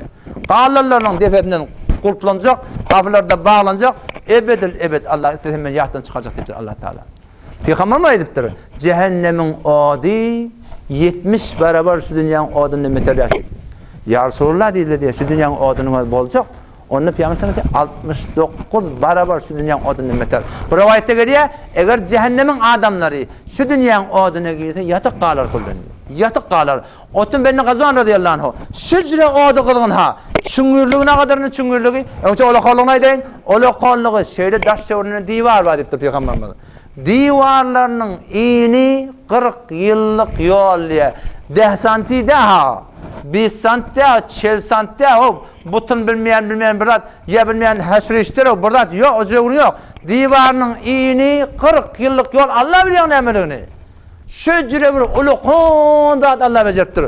Çüngürlüğüne kadar diye çüngürlüğü Otun bin Gazvan ayet ya radıyallahu anhu ve kad dokira lana bir de şikep aydınlı diye ennel hacera yulqa min şefeti cehennem. Bir daş diye cehennemin kenarından içine oklanıyor diye. Feyehvi fiha 70 am. 70 yıl etek var ya. 70 dakika der o. 70 saat de 70 günle 70 yıl etek var ya la yudriku laha qa'ran. Şu eteğine varanak diye. Efe'acibtum gen alyam diye. Vallahi letumlan Allah bilen kazam şol doldurlar diye. İnsanlardan, zillerden Allah'ın iradesinin adından şol cehennem doldurlar diye. Şu kadar bir lavurda aptıran ot. Adam şunu kıyamet günü angardan getirecek da eteğine inki eteğine ne yapmadı? İnki eteğine zakkum deyip bir bağ var diye. İnne şecerete zakkum. Zakkum diyen bir bağ. Şun eteğine yerlin zakkum diyen bir bağ olacak. Tehrucu fi aslil cahim. O adam inki eteğine diye Allah Teala olacak diye. Teluha keannehu ru'usu şeyatin. Miveler aynı şeytanın kelleleri yalak bir. Necis miveler olacak diye. O kimin için olacak? Taamul athim. Günahkarlığın taamı diye şunu. Yagli fil butun ki galil hamim. İmanı zat yok, ne mimeli? Şunu imeli, yenne karnına coşuracak. Kaynayacak. Ki galil hamim, aynı kızgın tuğun kaynaşıyalak. Şol kaynayacak diye. Şecere bir lavurda attıran otuda aytakkat. Kıyamet günü cehennem getirecek diye Anırdan lavurda geliyor. Tekadu temeyyezu minel gayr. Qaharından yarılacak böyle yani. O zaman anırdan getiriliyor. Şun odunun gücünden 3 tane olukun tütte diye. Bir olukun tütte çıkıyor. Kasırını kuran oti 3 şahı olkayt diye. İntaliqu ila zillin zi 3 şa'ab. Cehennemiler guruh. Yol her yerine gidin şöyle karşı. Bana cehenneme karşı. 3 tane olukun ot cehennemin içinde tüttesi geliyor. Tüttesi 3 şaha oluyor. La zalilu ve la yugni minel leheb. Odun kelevesinde hiçbir kelevelik yok. Yöne bir yukarıcı keleve. Ve la yugni minel leheb. Onun kelevesi adamı savitmeye diye. İnneha termi bi şererin kel kasır. Göğün odun uçmuş yok diyor adam. Bir şerari ateşleri kel kasır. En ulukun kasırla yalak olacak. Keannehu cimaletun sıfır. Cehennemin şöyle odun usulları kızıl düğü yalak, karı düğü yalak. Şıfır bir ot olacak. Cehennem Allah Teala evvel yakıptır diye da. Müngüllep yakıptır, bir ağırıptır diye o diye. Müngüllep yakıptır, sonra beni kızarıptır diye. Yine müngüllep Allah yakınlar. Kapkara. Şu an cehennemin odu Huday takım. Kapkara diye. O zaman ne cenneti cehennemi taylandı mı? Şol cehennemi anırdan alıp geliyorlar. Her kimsin şakırdıkta bolup görüşünü ve tara kulle ummetin cafiye. Tamam şun bolup görüşünü. Hemme adımla diye çökecek Müslümandan. Allah bu bolup görüşünü odur. Kullu ummetin tud'a ila kitabiha. Her kim öz namazına karşı çağıracak. El-yevm tuzzavne ma kuntum ta'malun. Allah edecek men bunu kuntu zulmedemek. Sizin şey ettiğin için kıbalınla Allah size paydaş verecek diye. Ondan sonra guruh cehenneme karşı verecek diye. وَسِيقَ الَّذ۪ينَ كَفَرُوا اِلَى جَهَنَّمَ زُمَرًا. Kafirler guruh cehenneme karşı yollatacaklar diye. Hatta idâ câûhâ. Gidecek konakla ittirip yol atarlarlar. Suhu var bari cehenneme karşı veriyorlar. Hatta idâ câûhâ. Cehennemin kapısına geliyorlar. Cehennemin kapısı açılıyor. Anırda ferişteler var. Cehennemin takçıları. Onlara ot yavuymaya. Se'elehum hazanetuha. Cehennemin takçıları soracak diyor adam. Elem ye'tikum nedir? Size aydan diyen olmadı mı? Siz ne cehennemi oldunuz? Kur'an'lar gelmedi mi? Peygamberler gelmediler mi? Ulemalar gelmediler mi? Aydılmadı mı? Hey aklını işletmediniz mi? Hey nerekem dirildi Allah Teala. Diriltmeye fikretmediniz mi? Kalu bela. Hey aytma. Kad ca'ana nedir. Fekazzebna. Yalan ne ayttık? Gidip kelemami. Görük kelemami. Biz inkar ettik. Aytma sen şunu. وَقُلْنَا مَا نَزَّلَ اللّٰهُ مِنْ شَيْءٍ. Din şeriat deyip, ahım olan düzen dağıdı bir. Peygamber deyip, bir geri gidiptir. Öğretmen peygamber deyiptir. Ne kadar mıyına çıkıyor deyip, bir ne bilememiz görün dedik diye. وَالَّذ۪ينَ كَفَرُوا لَهُمْ نَارُ cehennem. Kafirler için Allah cehennemin odu var. لَا يُقْضَى عَلَيْهِمْ فَيَمُوتُوا. İnni girip, lavurda, yanıttı orada. لَا يُقْضَى عَلَيْهِمْ فَيَمُوتُوا. Hiç o feyseleye merk olmuyordu. Ölüm erteği kıyametini Allah Teala getirecek, bir koyun şekline getirecek diye. Koyun yankını öldürecek diye. Tenha peygamber eki şu peygamberlerin Tanrı'nın içinde. Birçe peygamber onun Allah yoluna damak kesiliptir. Yahya aleyhisselatü vesselam. Şu Yahya aleyhisselam getirecekler. Eline de bir bıçak verecekler. Öldür şu koyunu. Bu ne? Ölüm. Ölüm öldürecek diye. Ölüm ölü tamam. Ölüm yok diye. La yuqda aleyhim feyemutu ve la yukhaffafu anhum min azabiha. Azabından hiç yok alacak. Kedalike nezzi kulle kafur. Şu barım hey napıs, nasibas, naşukur ademi. Allah biz cehenneme oklap yakacak deyiptir. Ve hum yestarihune fiha. Qiyq cehennemin çiğ. Denan erkek tamamla orada yanturlar. Kıyıyor şöyle dua et yani yantu Rabbena ahricna minha na'mel saliha. Ya Allah çıkar biz cehennemden, çıkar şu cehennemden ne mi deyip kavga işe değil ya Allah. Namazı biz baraylı, namaz cemaati biz kabul, zekatı ya Allah biz kabul. Allah cevap veriyor. Evelem nuammirkum. Meğer bize ömür vermedik mi diye. Ma yetedekkaru fihi men tedekkar. Şu kadar ömür keden cevran edecek vatan cevran edebiliyor adamı. Ve kad ca'akumun nedir. Aydan diyen ne vallahi size. فَذُوقُوا فَمَا لِلظَّالِمِينَ مِنْ نَصِيرٍ. Barın cehennemden bulun. Size hiç kömekçi yok. La orada yanturacaklar Huday hakkın şahada. Acıcaklar, soğutacaklar. Ne ama? Kızgın su verilecek diye. Acıgallarına ne emeli? Zakkumdan emeli. Ol la yusmine ve la yughni min cu. Ne iyinde karnın doyuyor diye. Ne iyinde adam temizleyecek diye Huday hakkın. Şu porum şu taada olacak Allah hakkın şu cehennemden. Peygamberin bir gün ayıttı diye. Yadan akta emin. He? Yadan akta emin. Ha. Peygamberin bir gün ayıttı diye de. Sahabelerden ertinin tronuna soruyamıştık. Diş gören adam var mı? Ertinin namazdan sonra. Diş gören adam bağ deyse onun Peygamber selam yorordu diye dişini. O bir gün sonra diye diş gören adam var mı? Sahabeler diye ya Resulallah birden diş gören adam yok diye diye. Onun öten sonra ben bir diş gördüm diye. İki adam beni alıp gitti diye. Bir mukaddes yerik beni ettiler diye. O zaman şu tağda bir adam gördüm yatı diye. On kaptanına bir adam ulukon daş. Şu daşın şöyle ver yapıyor diye. Kelle avranıyor kullen. Daş böyle uçuk diye. Ola adam gitti daş almana diye. O olup gelince kelle yamaşan yok yer. Kelle oluyor. Yamaşlardan yeni gücüyle yapıyor diye. Yamaşan daş böyle diye. Zor tekrar oldu diye. Ben yanında iki neferden sordum. Ben iki nefer alıp paraya diye. Ben hemen dedim diye. Onu evrak gitti diye. Evrak gittim diye adam. Evrak vardık diye. Adam otada bir adam gördüm diye. O bir dikti. Elinde bir tane şahı ahaniyeti var. Şundan talaptır diye şıkkıyırıptı. Turu bile nağol. Lap şunun eline esir. Kap iriye kulağı için şöyle çığırıyor. Elinden halası yok. Beylihine geçiyor diye bundan talayetsen yani. Bunu iriye işte geçen lap kıyırıp beti aşağında. Bunu irdi mi bu kaptan tokatyanca bu kaptan bitiyor diye. Yamaşan bu tabi geçiyor. Bunu iriye diye. Sordum ya Peygamber sen bu kim dedim diye. Onu evrak değil diye. Evrak vardık diye adam. Evrakta bir nehir var diye Nehir kan akıp var diye. Ortarında bir adam yüzüp böyle şey yapar çıkacak var diye. Berde bir adam da şunun arnan kenarına tamam daşlı diye. Yan kadın beri kenarı gelecek. Daşında kanım yap ya diye ağın üstüne.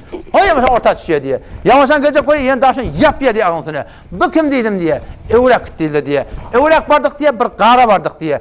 Karın içinde yönünde bir tane o lokon tamdırma defeti dar eteğin içinde hele erkek şu yalanaş loktor yan etekde ot lavurdap duran ot göğe çıkıyor diye bir port etker diye şansından göğe çıkıyor hele erkek kıyık çığ içinden hay çıktım yapışacak yamaç ot etek kaçıyor diye yine kıyırsıp yine göğe çıktım yapışacak koruyorlar yine etek etiyorlar Peygamber'den soradım diye böyle kim evrak değil diye evrak gittim diye adam bir bağa vardık diye beter avadan bağ İçinde bir yaşlı adam var. Yanına oncak gül yacak oğlurlar var diye. Kaptanına biri var, ot yakıptı, odu gücürgönler diye. Güçlendiler diye. Onun göğünler tuttum yani bağdan. Bir öye vardım diye bir, oğlukon öy. Eley erkek denan oğlan olsa karı turru. Hem de içinde var diye. Ondan çıktık diye, göğünler vardık diye. Şu bağın üstünde. Ondan da beter avadan öy varmıştık diye. Onun göğün vardık diye, onlar beter avadan. Etek düştüm diye, bir aysana bu gören adamı ne mi dedim diye. Ona ya Resulullah dedi diye. On avval görenin var daş. Kelletin vuruyor, avrat diye. Yamaşan daş böyle uçuyor. Yamaşan gidip gelince kellet doğrulanıyor. Bir aleme bir emelsi diye. Ahumullah, ulukallık bir derece, ulukan bir derece. Ama alman amel etmeye Müslümandan, bizim de başımızda şuları gücünme. Her Müslümanın başına gücünme, eğer İslam'a göre bulmadan. Hobi ya Resulullah, o Peygamber soruyor, o kim o zaman otada? ki 30 tane şeyde iyirip ben dodoklardan iyirip o kaptan bu kaptan iyirip ondan bu taraf bitip o kaptan iyirip bir kim o yalancı adam dedi diye. Allah mamla Allah koyuyor. Entesi galatan 500 milyon 100 milyon 50 milyon Allah koyuyor. Allah koyuyor. Erti kıyametin şu adam malın haram edecek. Erti kıyametin halin ne olacak olacak Müslüman doğan. Müslümanın hakkında ha. Şeytan bu Müslümanı Allah'lıyor. Müslüman hakim bir. Gurrun şu tadiyatı. Müslümanın hakkında şey. Ondan sonra öyle gittik diye. O diyen ki akarsa akar. Kan akıp var ya. O kim? Ya ona ya Resulullah dedi diye. Ol reba derse diyen adam hakkında dedi diye. Adın bu adam odalınıyor da falan derse falan. Soran ulamalardan muamelesi şeriata göre Hanefi mezhebine göre olsun. Hanefi mezhebine muamele değil. Allah malına canına bereket verir. Ama Allah ediptir Kur'an. Yemhakallahu riba. Sen derse dalıp neyle gidecek? Neyme görecek günün ma diye Allah. Yemhakallahu riba. Allah ribanın nisini abud eder diyor. Ve yurbis sadakat. Allah men doğruluğa bereket verecek deyiptir. Ondan sonra o yankı kim yankı? Ulukan tamdır, defedar, etegin. Bu kim? Onlar zinakar adamlar dedi. Zinakar, onun bunun namusuna yerine gelip zina eten adamlar. Erti kıyametin şöyle olacak. O yaşıl kim yarısı onda? Onda yaşıl İbrahim Aleyhisselam yan nekilerde yımrık kalacak, gül yazık olurlar, imanlı adamlar, sama sagire olurlar dedi. Ondan sonra avvalki bağ umumi cennet. Ondan sonraki bağ öylük ol şuhadalan kıdetti avvalki umum Müslümanlar ikilensiz diye ikilenci öy ol tamam şuhadalan kıdetti. Sonra birden akıl görünüyor. Akıl şu buldu görüyor hava. Onu şoň sen oyun madili diye. Onu bir ezale beriň men gireyin, onu yok den henir hayatından bağı, hayatın doza girersin dedi diye. Peygamberimiň diýişi Müslüman doğan vahiy Allah tarapdan kökülýär ona. Şu taýdan gaýgatmeli. Ama cennet näçe bolartam? Cenneti Allah şu kadar avadan nertdi. Cennet diýdigi, baglyk diýip aýtdygy. Cennet ýene kimiň jaýy? İnnel muttaqina fi cennati ve uyun. Allah'dan korkanlaryň jaýy diýer cennet. Ayallan korkanlaryň jaýyda ayalın göwnüni görjek bolup halykyň göwnüni diýen. Ýylyň göwnüni görjek bolup dine diýen. Cennet ýok musulman doganym. Halkyň göwnüni görjek bolup halyka diýen. Cennet ýok musulman doganym. Şu taýdan gaýga diýdi. İnnel muttaqina fi cennetin ve uyun. Beşik Allah'dan korkanlar erti kıyametin bağlıklarda olacak diptir. Cennet diýişi ýeri taban üstüne diýen musulman dogan. Cehennem diýelim munaydan cehennem nerede diye. Cehennem aksar rivayetler ulamalar muhakkikler ettir şu 7 gat ýeriň aşagyny diye cehennem odaýlar. Şular urda apdyryn o 7 gat ýeriň aşagyna. Beheşt 7 tabagyň üstüne Allah 100 tabaga cennet goýupdyr diye. Cennet diýdi bağlyk diýdigi. Cennetin hemme bağları, mesahatı nezre mesahati ki ardı semavati vel ard cennetin ini asmanla bilen yerin arası. Yani 7 kat asmanı yapışırsan, 7 kat yerde birbirini yapışırsan cennetin ini şu kadar olakan ettir Allah Teala. Cennetin tamam bağlarının teneleri kızıllanıyor. Şakıberkleri kümüşlenliyor. Her bağda bir meyve olacak ya, her bağda forum meyve olacak diye. Forum meyve olacak şu dağda.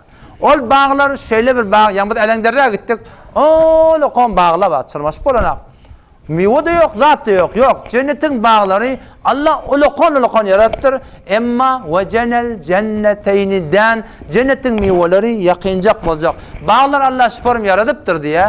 Ki eğer sen dik dursan bağlar goýanrak galýar diye. Eger sen oturdan eterak gaýtýa, eger sen gyşardan ondan eterak gaýtýa. Ve cenel cenneteyni'den qutufuha tadlila. Meyveler dağıtlar sen aýdanyňa ola etek gaýtýa diye. Bağlar Allah şu form yaratıptır şu taýdan. O tamam bağlaryň aşagyna bağ, bakça, sersebzi, akgül, kızılgül, sargül. Bugün Peygamber aýtdy diye hal muşammirun lil cennet. Ve şu cennete ele getirmeden çimir hewat etýän. Ele sevmejek bam diýdi. On sahabeler nahnul muşammirun lil cennet. Biz eliyamı sermeyen teyyar ya Resulullah. Peygamber sallallahu aleyhi ve sellem etti diye fe innel cennete la hatara laha. Cennet şeyle bir makam hiç öte fena pezir dedi. Hiye ve rabbil Kabe. Kabe'nin hudayına kasam. Şu cennet diyeler nurun yetela'le. Hemme yer nurani diye. Ve reyhanetun tehtez. Hoşbu güller her yerde akgül, kızılgül, sargül. Forum güller ve nehrun muttel akar sular akıp bariye ve kasrun meşid ulukon zaylar ve zevcetun hasena ve cemile avudan zinanları Allah taşıda yarattır diye. Cennette 4 tane akar var diye. 4 forum akar var diye de. Metelul cennetilleti ve'idel muttakun. Ol bir cennetin metali ki Allah'dan korkanlara vaade veriptir. fiha enharun min ma'in gayri asin, akar su var ya ab safı zolarlan hiç vatta su üttü portimiya, ve enharun min lebenin lem yetegayyer ta'mu, akar akbar ya Allah cennette sütten ya süt. Bu tadı bir külün taf falan var. Süt akbar ya diye. Lezzetil lişşaribin ve enharum min aselin musaffa, akar akbar ya ballan ya, ve enharum min hamrin, arak şarab akbar ya, arak şarab bu dünyanın kela portip ankip barana o içenin yanına tutup barana. Lezzetil lişşaribin, beter tüccar içerler adamlar diye, beter leziz, beter bir tağımızat akarlar cennetin bağlarının aşağının beyleşeri akbar ya diye. Cennette şol akarlardan 3 forum içilecek Müslümanlardan. 3 forum içilecek. Bir volya cennetiyle ödüşecek, bir volya huddamları içtirecek, bir olacak Allah'ın ödüştürecek diye. Yeşrebune min ka'sin kana mizacuha kafura, aynen fiha tusamma selsebile. Cennette bir olacak, cennetiyle öller şol cennetin akarlarının piyale şaraplar alıp öldürecek diye. O bir yerde olacak diye. Ve yusqavne fiha ka'sen kana mizacuha zencebile, içtirilecek, gül yazacak oğlanlar, hadım olacaklar, getirip içtirecek diye. Ve yetufu aleyhim vildanun muhalladun, gül yazacak, takkar mırçıkmadık oğlanlar olacak diye şu tada. Onlar getiripse cennetin livarlarından sana dedi içtirecek diye. Bu vaktlarda olacak, Allah'ın ödü içtirecek. Ve sakahum rabbuhum şaraben tahura, Allah ödü içtirecek şaraben tahura, pak konendi dil, kullen yürek, kullen kaygı, gam, hemmedattan boşak kişilik diye Müslümanlığı. Oysa cennette adamlar avadan ve mesakinu tayyibe, olukon avadan pakize caylar olacak. Her adama, her insana. Baksa payinterin derece cennetiye, payinterin derece cenneti neydir la? Onun edafında ne verecek Allah biliyor? Şu dünyanın 10 maravari cennet verecek dedi. Kumbedin 10 maravar de ha. Kulustanın 10 maravar de, İran ne? Şu dünyanın 10 maravar Allah cennet verecek. Cennetin define çıkıp koydersin. Yap yaşıl hemme yeri mudahemmeten zevata afnan, şahı berkler piştir piş, beter avadan şu kadar sersebiz ya cennetin bağı. Berden koyduğunda kara görünüyor diye daştan koyduğunda, o kara da diye baranda ortadan yap yaşılımdan kara görünüyor diye. O şu cennette Allah Teala Adem atağın boyu medenine boy verecek. O ne açacak? 30 metre medenine. O lokam memme olur biliyor musun? O lokam memme yalak, heykel, bazu, gerden, kudret, ol başka bir kudret olacak Müslüman doğan. Huruk yıllarda şu 33 yaşında olacak. Peygamber'in ayette diye her adama 100 adamın gücü verecek dedi. Yoksa Peygamber bana ayette diye hava. Her adama 72 tane denane verecek. Yarısı 72 tane denane. Bu tabi ikinci saklap olman gerekiyor. Ona Peygamber ayette diye her adama 100 adamın gücü verecek dedi. 100 adamın gücü 72 tane denane. 70'si huruk yıllardan olacak. İkisi şu dünyanın imanlı denanelerden olacak diye. Huruk yıllar avadan mı? Ya imanlı denaneler avadan olacak mı? Ümmü Seleme radıyallahu anh yaptı ya Resulallah, nisa'ud dünya afdal emil hurul ayn. Nisa'ud dünya, şu dünyada imanlı ediptir da denaneler. Zahmet çekiptirler. Hicab, İslam'a öyle, Kur'an'a öyle, dine öyle men yaşayacak deyip. Hiç kim dernemeyeni. Hem Müslüman doğan şunu bileyli. Rahman'a ben ne olacak olsan, hatmi şeytanın minneti bırdat diyor Müslüman doğan. Bu olacak batları. Sen Hudaý irade edecek bolsaň, hetmin sana halk birdat diýer. Sen dine bolan boljak bolsaň, hetmin il kowm Hristiýan birdat diýer. Diýsen, maňa sana halkyň berjek bir ayal, bu oturlanan köpde alyp diýindir. Almadyk inşallah alar. Halkyň maňa sana başa çeýek ýok Müslüman dogan. Bir Allah wara bolmaly. Bir Allah wara. Ýanky Ümmü Seleme soruyor. Ya Resulullah, hayta odan. Hurgillar odan mı? Ya imanlı denanalar odan mı? Onu diýdi ya, nisa'ud dunya afdalu minel huril ayn. Kefadli zaharati alel bitane. İşlik bilen daşlyň farky diýdi ya. İmanlı denanalar daşlyk ýalak, hurgillar işlik ýalak. Şeçre odan boljak. Ve bima zalika ya Resulullah, nähli bele bolýar diýdi. Yani bi salatihinne namaz okypdyr iman denanalar. Hurgillar namaz okyanaklar. Ve siyamihinne arada tutturlar. Ola arada tutana ve ibadetinillahi Teala. Allah'ın aydınlığı ve yaşanır diye. Elbesallahu vucuhahun nur. Yüzlerine Allah Teala nur giydirecek. Ve essadehunel harir. Emmallarına harir, yüfek giydirecek. Huzru siyab, yaşıl olacak. Huliyye sıfır. Yankı elengüler dağları tam sarı olacak. Emşatehunne zehab. Yankı daraklarda kızıllam olacak. Şu forum Allah şura odan yaratacak diye. Payinterin derece cenneti 10 mara var şu dünyadan 72 tane zenana 80 tane hadım verecek diye. 80 tane hadım verecek diye. Hurgiller cennetin zenanalarının 4 yeri kara diye, 4 yeri ak diye, 4 yeri güşecik, 4 yeri olakan diye. Kara tas kap, kara yelfillep duran bir kaptar yıkılıp duran bir şeşeri avadan tas. Kaşı karaca, kırpıkda kara, gözünün karası da beter kara diye. Cennette ne erkadın imanını kılıp olacak deyiptir Peygamberimiz. Ne denanılan imanını kılıp olacak. Saf sade olacak diye. Cennetin denanılan yani hurgillerin orunda. Kulli beden ak, gözünün ağı beter ak, manlay ak, iki ortanın arası baş yerden ak diye. 4 yeri gişecik olacak. Gişecikliği naksa denanan avadallığı, ağrı çemilce olacak diye. Burun münasip, kulak münasip, o gerek yerine Allah münasip yaratıptır diye. 4 yeri olakam olacak diye. 2 gözün arası olakam olacak, yanmış olakam olacak, 2 mağlayın arası olakam olacak, gözde olakam olacak. Şu parum Allah için avradını yarattır. Allah Kur'an'ı vesfet ya, ne diye. Kasiratut tarf, gözün tıkıptığı diye de. Bu dünyada kıdağa şey koysan ne adam yiyecek yani attın mı? Adam yiyecek ne attın? Ama o tadı zürede gözünde kasiratut tarf, gözün tıkıptığı diye. Lem yetmithunne insan qablahum wala can, hiçbir cin, hiçbir insan şudur hin yakillemaptır. Qıyız diye aytıyorlar.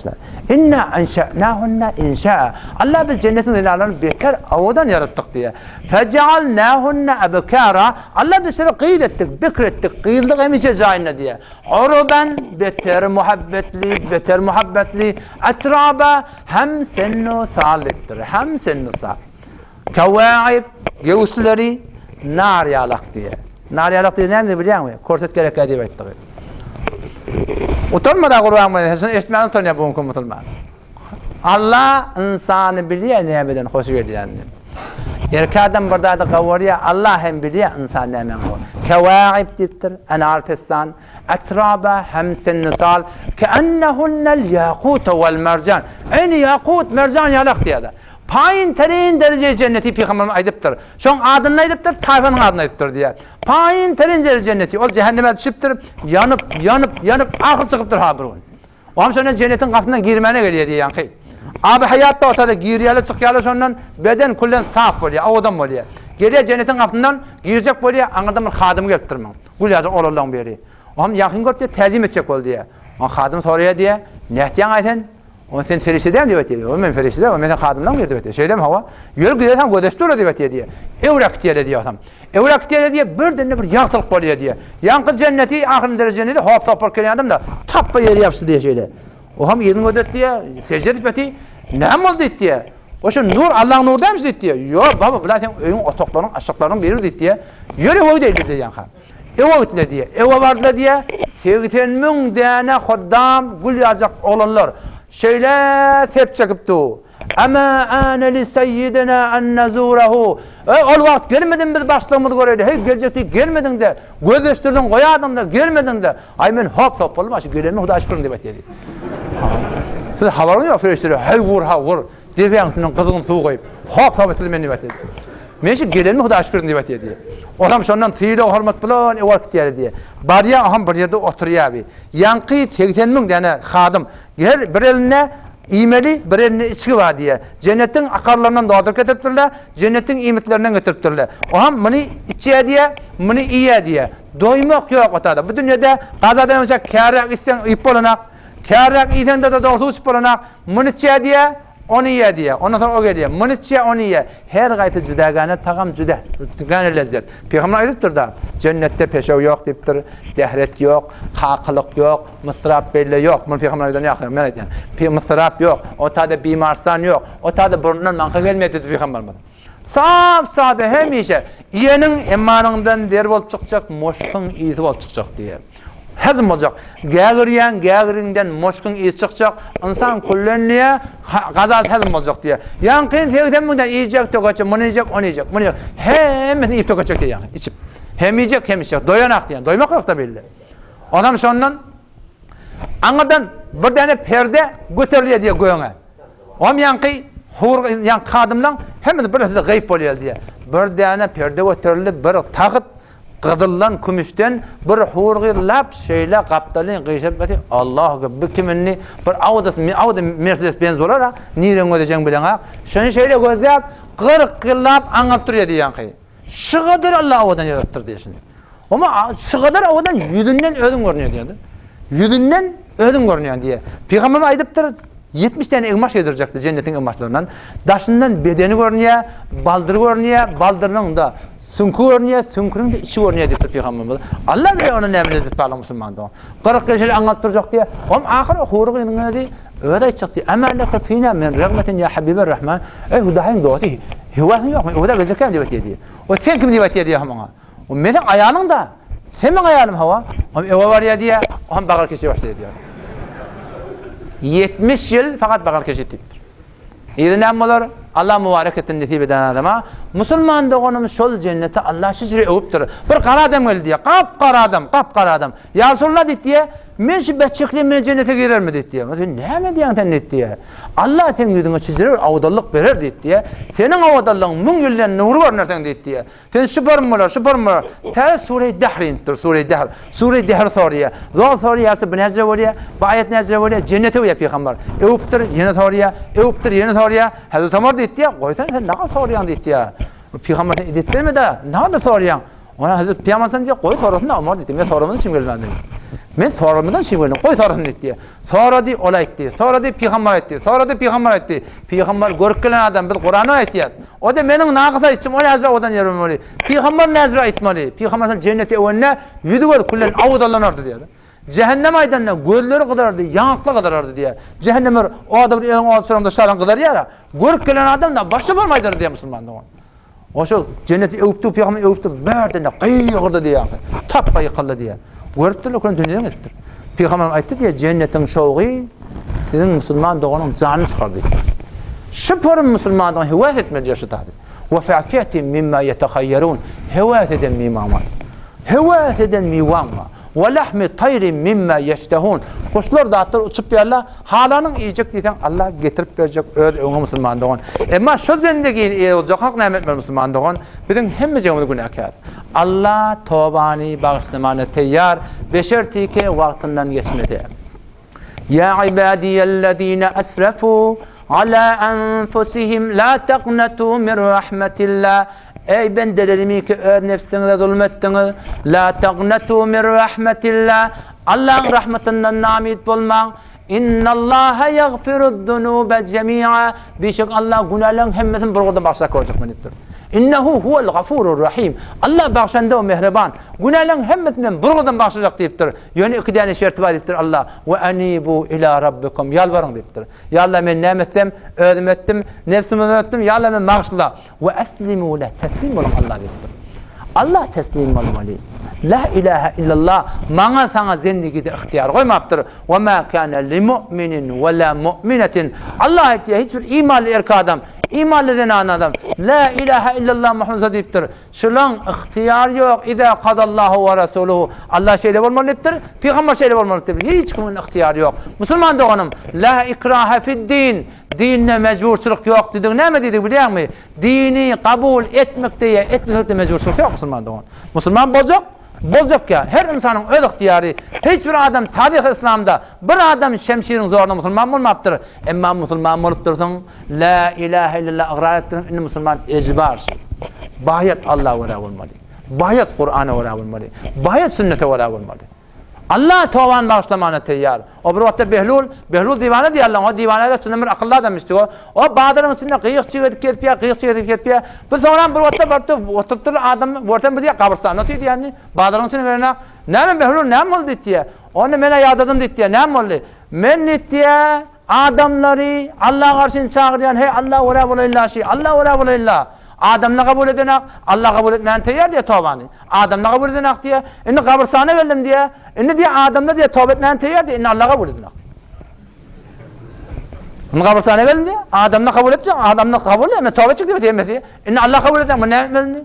Müslüman da onun tövben kabul olmayan yeri var. Siz can karkara gelse var ya, tövben kabul olmuyor.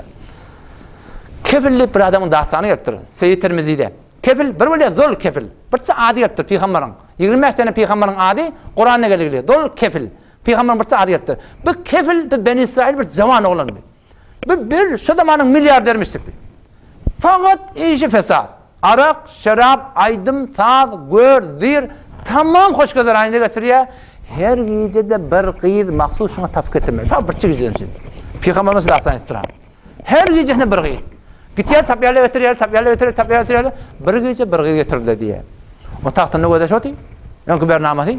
Qıyız içerik tallı diye bir harca qıyız. İçerik girdi, kendini tutup ağlaman durdu diye. Ne diye ağlayan diye? Onu ben bilişin adam tehdit diye. Allah, ötenden geldin diye anne. Onu ben aşık getireceğim. Aşık men mecbur etti diye.